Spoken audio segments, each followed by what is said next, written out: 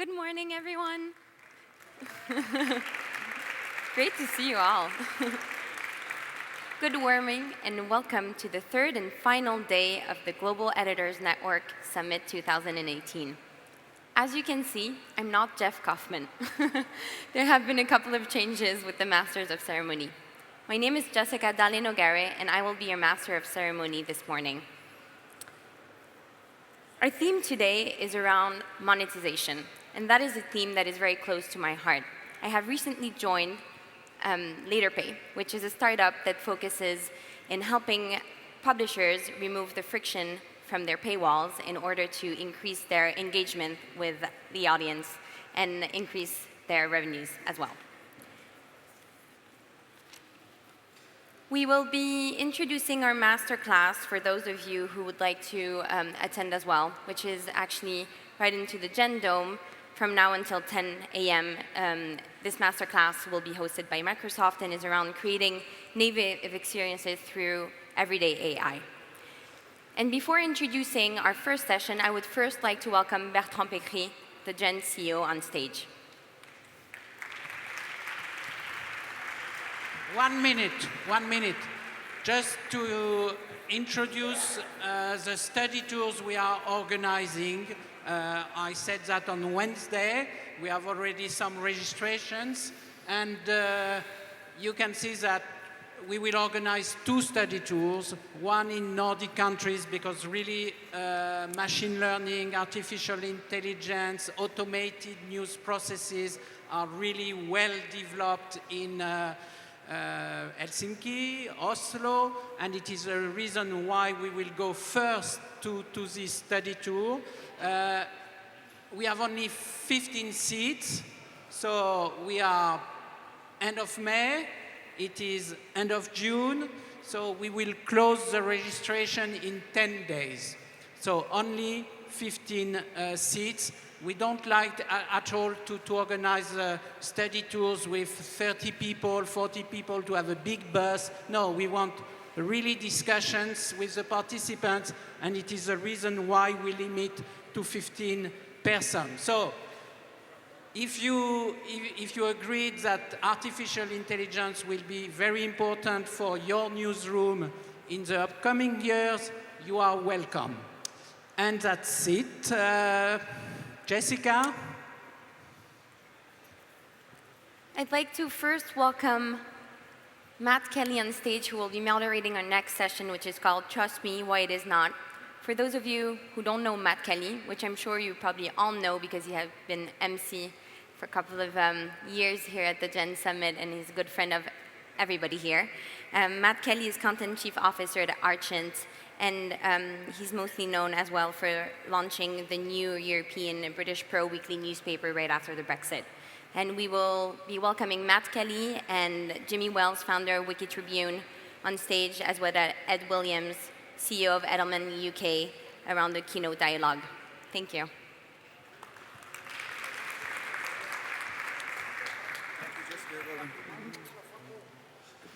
Good luck. Yeah? Just Wait, I think it's... okay. This is a great turnout for 9:30 on a Friday morning. Thank you for coming. I'm Matt, as Jessica said. To my far right is Ed, and you probably recognize Jimmy. So I'm just going to introduce Ed firstly, Chief Executive Officer of Edelman in the UK and Ireland, and also Vice Chairman of their European business.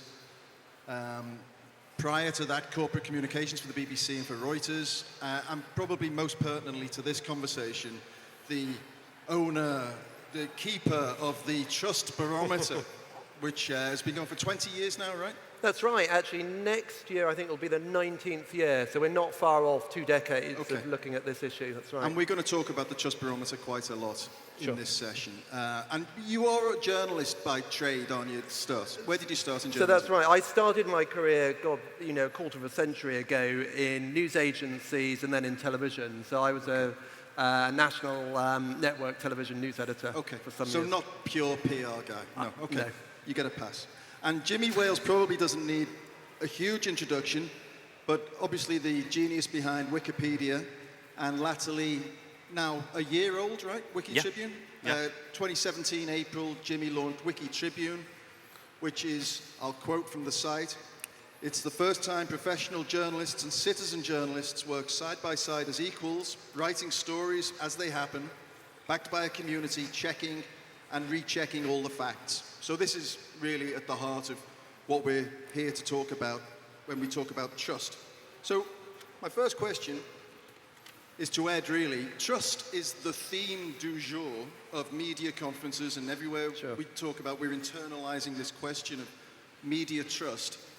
The perception is that we're in a lot of trouble in terms of trust in the media, but is that the case? So, I mean, I think I would start by saying, Matt, the short answer is yes, actually. Over the last 6 years, we've seen increasingly kind of declining trust in the media industry, to the extent now that the piece of work that we do, which you mentioned, the Trust Barometer, it's a 28-country, 33,000 sample size study that we run each year. The extent now is that the media as an institution is the least trusted of all the institutions that we measure. And over the last 6 years, that number has been going in one direction and it's down. But that's not the whole story. Actually, what we've seen over the last year is a kind of deviation between traditional media, journalism, and platforms and social media. So this is a sort of key point that really I want to land early on, is that when you ask people about trust in media, they think about media in its widest sense. They think about all the information sources and news sources that they experience online, on television, on radio, and in newspapers. And in aggregate, that number is very low, but the number for journalism itself is much higher. And what's interesting over the last year is we've seen a pretty marked kind of pickup in trust in traditional media, to the extent now that in the G8 countries, traditional media, journalism, as a trusted source of news and information is trusted by 60% of people, and that number is up 8 points. In the UK, it's up 12 points year on year, so it's now 61% of the British public trust the traditional media, journalism, for news and information. It's a different story for social media and for platforms, but maybe we can talk about that in a bit. Yeah. Well, that's fascinating. So for legacy brands, trust is on the uptick. Correct. In which case, Jimmy, what is it that Wikipedia, what's the problem, Wikitribune, excuse me, is trying to fix? Yeah, I mean, well, there's a lot of different things going on, and I consider Wikitribune a pilot project to explore and experiment with some ideas around, we know that, you know, we see from Wikipedia, there's a lot of really great people out there who try really hard to get it right. And of course, Wikipedia is not perfect, but most people trust that it's honest and that it's trying hard to get it right. And yet in the news industry, typically what we've had in terms of community engagement, we still hardly move beyond, here's the story the journalist wrote, and here's a bunch of nasty people in the comments screaming at each other. So the idea is, how do we bring in those good people to actually be a part of the process in a really respectful and thoughtful way, that they are actually part of driving the process forward? What are the things that people can do working part-time for fun at home on the weekends? It's more desk research and things like that. And how do we really harness all that into doing something new? The problems that have been facing journalism for many years are well known to this audience. You know, the declines in revenue, the incredible pressure on the industry means that I think we have to find some new ways to lower the cost of doing journalism. And one of the ways we can do that is by legitimately engaging community. And not just to get more page views, right? To really get to more quality, to get sort of different things accomplished. And what's the model behind Wikitribune? How do you survive? So, well, we've launched with no advertising and no paywall. So, as I've been joking, a series of bad business decisions, but that's how I've built my career so far. And so, basically people sign up and they voluntarily contribute. It's not dissimilar in a way to what The Guardian has been doing with reader revenue. We just ask people to, if they believe in this, to help out. It's not working very well, by the way. It's not working. No, well, I was going to say, you've been going a year now. How has it gone? So what's been really interesting is that we got a lot of interest. A lot of people signed up as part of the crowdfunding campaign. They've been incredibly loyal. They've been incredibly patient. But we haven't done a very good job of further selling, further getting more people to sign up. I'm not too worried about it right now. It's not the priority at the moment, but it's still one of the question marks is, will that model be able to bring in enough revenue, or do we have to think of other revenue sources? And so over the last year, has your faith in this idea, this concept of blending professional journalism and citizen journalism been affirmed, or is it shaky now? No, I would say affirmed. I mean, I think one of the things we've just launched we did a complete redesign of the site and a complete relaunch about a week and a half ago. And it was really all about saying, no, let's double down on the idea that people can participate and can contribute. What we had built before was very slick and polished, and it was intimidating for people to get involved, and now we're much more sort of loose and flexible and raw. Great, thank you for that. And I remember going to a conference a while ago and somebody saying, people talk about citizen journalism very comfortably, but you never hear people talking about citizen dentistry, for instance. And what is it about journalism, do you think, Ed, that people feel it's something that they can just step into on an amateur basis? And what are the risks around that when you mingle professional and citizen journalism? Well, I mean, the risks are interesting, actually. I mean, I've already mentioned we've got this gap between trust in traditional media journalism and trust in social media and platforms. The gap, by the way, in the UK is about 35 points. Trust in social media in the UK stands at 24%, right? We've got this big gap. And what I think the real risk, and we've started to see it in the data, is that users, consumers of information, frankly get puzzled. They get confused about what is professional content and what is falsehoods, misinformation, fake news. And looking at the US as an example, 70% of Americans don't feel confident to be able to tell the difference between professional content and fake news. And so that commingling, I think there are both obviously kind of creative and journalistic opportunities, and Wikitribune is an excellent example of that, but there are also downside risks as well, that actually over time it will erode trust in traditional journalism and professional journalism. Jimmy, how does Wikitribune get over that kind of vulnerability that it can be abused? Because let me just recall a time long ago now, thankfully, when Wikipedia was a joke amongst many people because they said, oh, it must be true, it's on Wikipedia, and it was ironic. Now, Wikipedia now is not a joke. Does Wikitribune have to go through that same process? Very good question. I mean, so far, knock on wood, we haven't been a joke, but we've also been very tightly controlled about what we're publishing. As we open up more, obviously there's a risk of thinking about how can we build the community infrastructure to make sure that nonsense doesn't get published.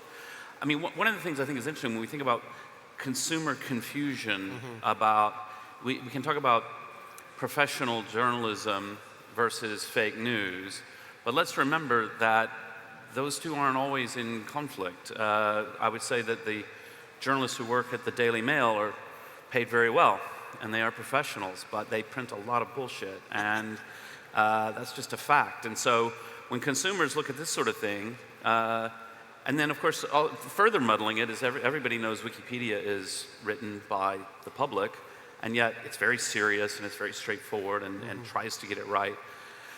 And so I'm actually curious when I hope you'll do this for me next year. I don't know which category the public would say. Do they think of it as professional content, or do they think of it as social media? Because it certainly isn't social media in the sense of it's something that my idiot friend shared with me. On the other hand, it's not professional content in the sense of the New York Times or a peer-reviewed academic journal. So I just wonder how people think about that and how much they trust it. I don't know. I mean, I think the interesting question, just to respond to that, and I agree, Jimmy, that essentially you're a kind of new category right? You are neither professional content nor are you kind of just the crazy world of kind of social media and people literally saying what comes to the front of their mind.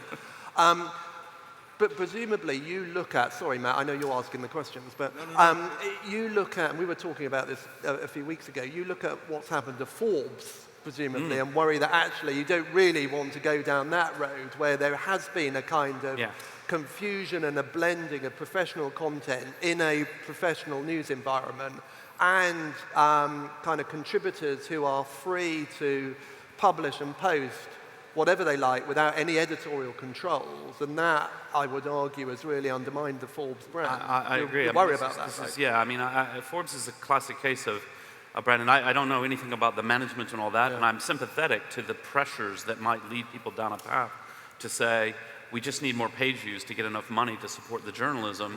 But in doing so, if you've completely devalued the brand, so now when I see a Forbes headline, I mean, I remember 30 years ago, I would see, Forbes, and I would think, oh, this is a serious business magazine with a particular quirky kind of take on the world with, Malcolm Forbes' interesting column, and that was the thing. And now I just think, God only knows what clickbait nonsense I'm going to click on when I go there. And to me, that's sad to see a once great brand devalued. I don't think it's ruined forever. I think they can bring it back if they want to, but it's not good.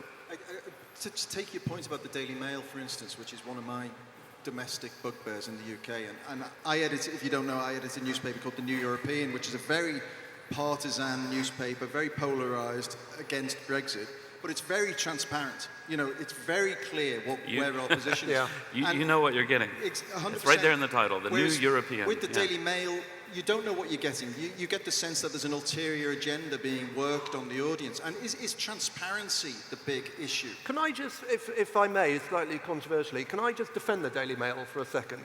As a news product, it knows its audience incredibly well. And it writes really well for its audience. And the other thing I would say is we really underestimate the audience at our peril, and it's very easy to be slightly kind of priggish or sort of liberal about the Mail and think, well, all the readers believe it, and they're essentially peddled this content. But look, I remember when I used to run communications and corporate affairs for the BBC. When I started, I initially got very aggravated about the Mail because literally every day there would be a story about why the BBC was, a bureaucracy, poorly managed, wasting public money, etc., etc. I mean, literally every day. And you can get terribly wound up about it until I actually understood the data and the views and the perceptions held by the readers of the Mail. And it turns out that actually very large numbers of the Mail, in fact the majority, I think it was somewhere around 80% of the Mail readers were supporters of the BBC and supporters of the licence fee. So all I would say about the Mail is let's not underestimate the intelligence of the reader. No, well, I have a great example. So when the Wikipedia community decided to downgrade the Mail as a source, to say basically we don't consider a reliable source, the Mail, of course, took that very gracefully. They went completely mental. They door-stopped one of the charity volunteers who had been part of the vote. Anyway, but what was, for me, very amusing is reading online their rant against Wikipedia and this. And in the commentators, the people at the bottom, they were basically like, well, that's pretty rich coming from the Mail. They're like, you're really gonna claim that you're encyclopedic, so. I mean, I think the tragedy with the Mail, we shouldn't make this about the Daily Mail, but it's such a brilliant newspaper. It's so well produced. Correct. It's so able to zone in on its readers' mentality that it can, I think, slip other stuff through. And there's an interesting thing, I think, between right-wing media and more progressive media. Progressive media seems to have an urge to show the other side, which is inconceivable in the right-wing media. I'll give you a quick example. The Guardian run this thing called Bubble Buster, which is 5 alternative views to challenge your worldview. Sure. It's inconceivable that the Daily Mail would do the same thing. Is there something about the right-wing media that's just better at doing that? Again, all I would say is also look at some of the campaigns the Mail has run. It was the Mail that ran a campaign to actually get rid of plastic bags, carrier bags in the UK. And that campaign resulted in legislation, which means you now have to pay for carrier bags, and usage has gone down. It was also the Daily Mail who put the killers of Stephen Lawrence. Some of you won't be familiar with this case, but it was a horrendous case over 20 years ago now, I think, in the UK, where a black teenager was murdered on the streets of London in the middle of the afternoon. His killers were never prosecuted, and the Daily Mail put them on the front of the newspaper, and the headline was "Murderers." Okay, so all I would say about the Mail is it does have a campaigning DNA, and many of those, many of the campaigns that it delivers are, frankly, are quite civic-minded. Okay. It might be wrapped up in a kind of, right wing. We didn't come here to talk about the Daily Mail, Yeah. but I have to say one thing, which is that's all great, that's fine, and the Mail occasionally does good journalism, but they print a lot of nonsense, and I don't mean things that I don't agree with politically. I have a great example I use. Yeah. There's a story that's still online as far as I can see. I looked a couple weeks ago, and the headline says, China forced to put up giant TV screens so people can watch the sunrise, and there's this beautiful photo of a sunrise. The story is widely debunked online. It's complete nonsense. Yeah. The billboard is actually a travel advertisement. I mean, it's just nonsense. They made it up out of thin air. And of course, the Mail's very proud to tell you that they very rarely lose a lawsuit, or they, but there's no one libeled. It's a general slur against China. It plays to prejudices, and I don't know what else to call it. It's fake news, yeah. And there's a lot of that from the Mail, and to me, that's when we talk about trust in the media, where even the Mail's readers go, yeah, I don't really trust the Mail. It's problematic, and I actually, without showing any sympathy to the horrible people who run the Daily Mail, the business model drives them in that direction. Yeah. The business model is all about viral clickbait headlines. So they're pushed to say, look, if there's a slur against China and if the story's made up, hey, it got a lot of shares. So there's a fascinating development on that point. Elon Musk, I don't know if you've been following this, sure. But Elon Musk got a bad reception at one of his investor meetings, and then said he was going to go to war on fake news, and he was going to do that by getting the public to judge every journalist based on credibility and so on and so forth, accuracy. And of course, I thought, well, letting the public decide what is good journalism is how we got all this clickbait shit in the first place. So is there something where newspapers have to step aside and do more fact-checking and present themselves as a more pristine source of content? And if you do that, aren't you risking diminishing your business model because people are less interested in it?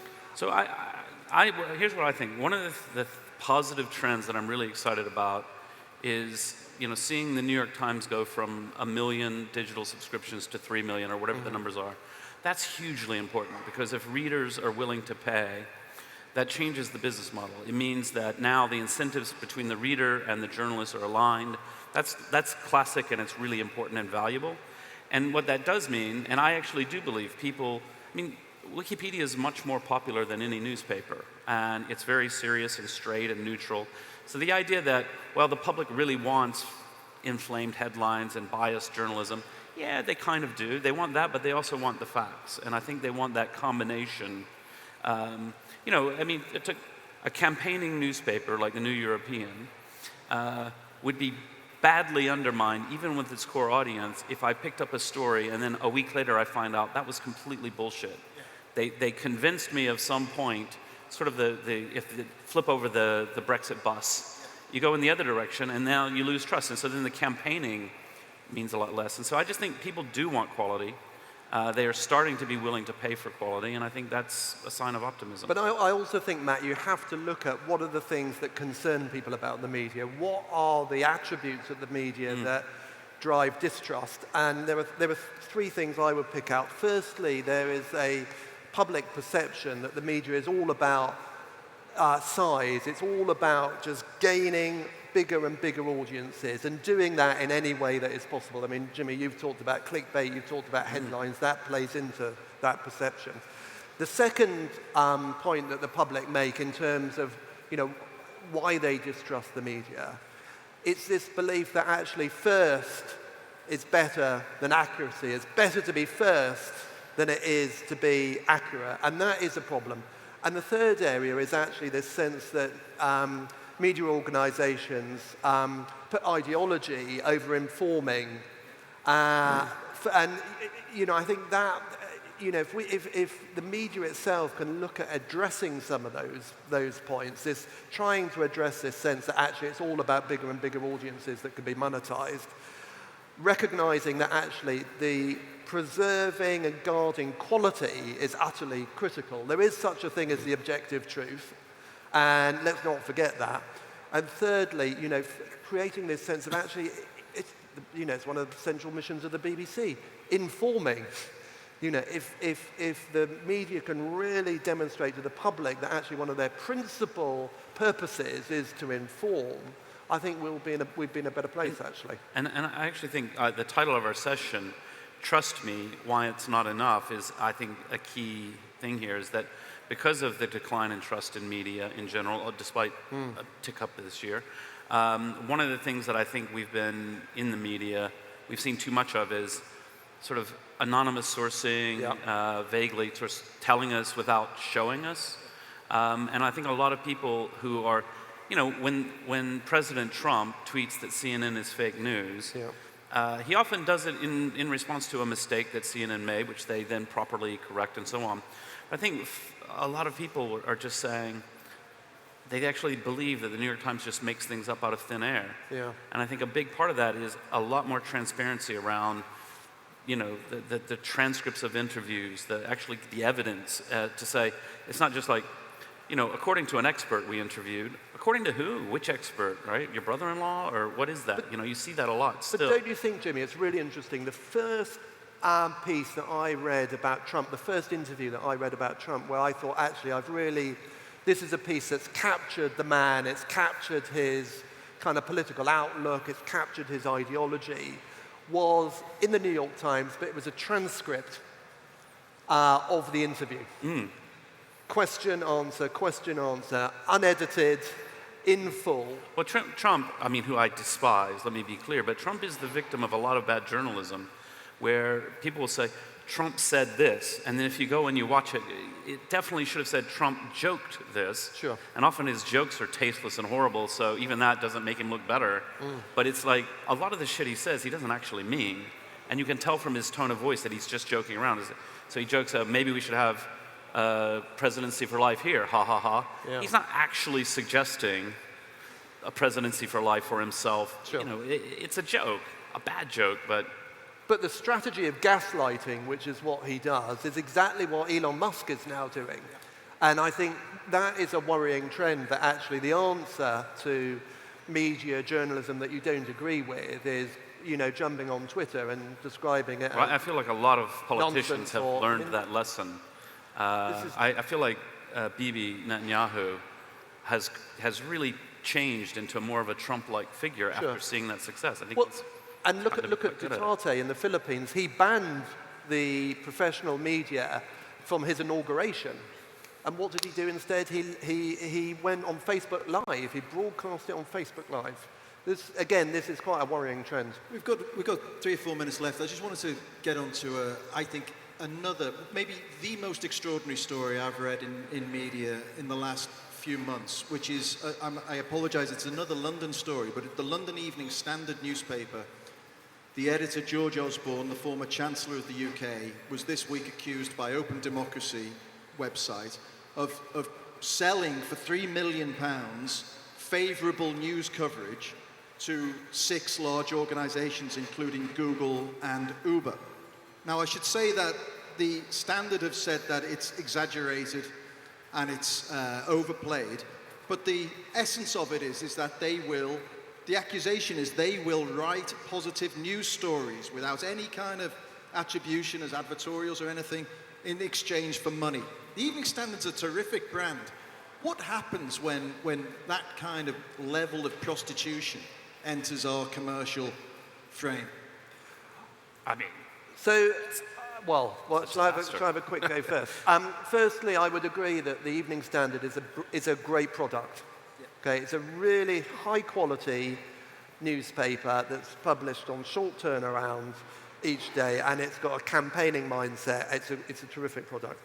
But if what has been alleged is the case, if it's true, it erodes journalism, it erodes trust in the journalism, and it erodes trust in the product, and that is not good for frankly any brands or for journalism more generally.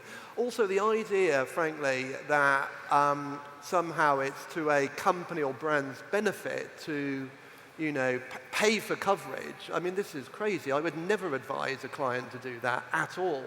What you want as a company or a brand is to be in a trusted environment, in a trusted journalistic environment, in which stories that are written about you are written from, the perspective of a trusted brand, because ultimately that will benefit your reputation. But as soon as you start to erode the journalism, the editorial, my fear is the whole thing falls apart.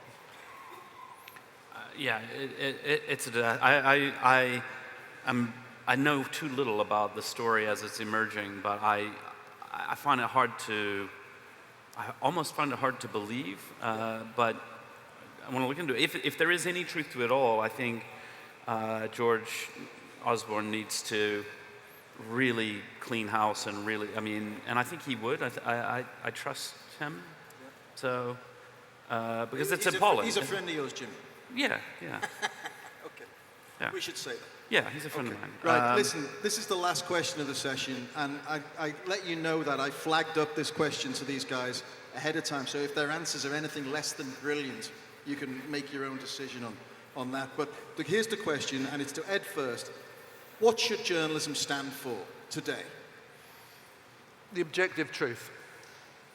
Yeah, facts. Facts matter. Facts. No more. Not entertainment, not education, just facts. Not agenda. No, I think that, look, what should it stand for? If journalism is to continue to grow and thrive, it needs to be synonymous with truth-telling, right? Analysis, commentary, these are all really important elements of journalism. But the spine of all journalism is the objective truth and the communication and delivery of facts. Now, it's for professional journalists to make sure their sourcing is correct, that fact-checking is there, and they're able to balance what they're being told. But at the spine, objective truth-telling. Yeah, I agree completely. I also just want to add, I think there's not necessarily a tension between facts and entertainment. The facts can be very interesting and entertaining, and if you believe in it, it matters. At the same time, when I say facts, I don't think every newspaper needs to become completely neutral. I don't think that's, I want to read a neutral newspaper, a neutral news source, but I also want to read the New European, because I want clever and interesting people arguing the case for something. And on that very, very important note, and I encourage you all to do likewise. You didn't pay me to say that. I want to thank Ed and Jimmy for a fascinating session. Thank you. Thank you. Thank you very much.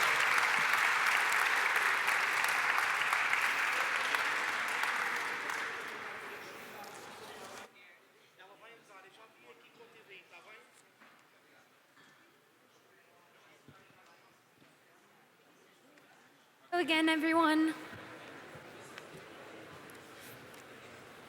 For those of you who'd like, we have a workshop that started a couple of minutes ago, hosted by Voxnet, which will be unleashing the power of podcasting for the next half hour in the Aura Lounge Cafe. Our next session is one of my favorite sessions of all of the summit. It's called Ask Me Anything, and it's welcoming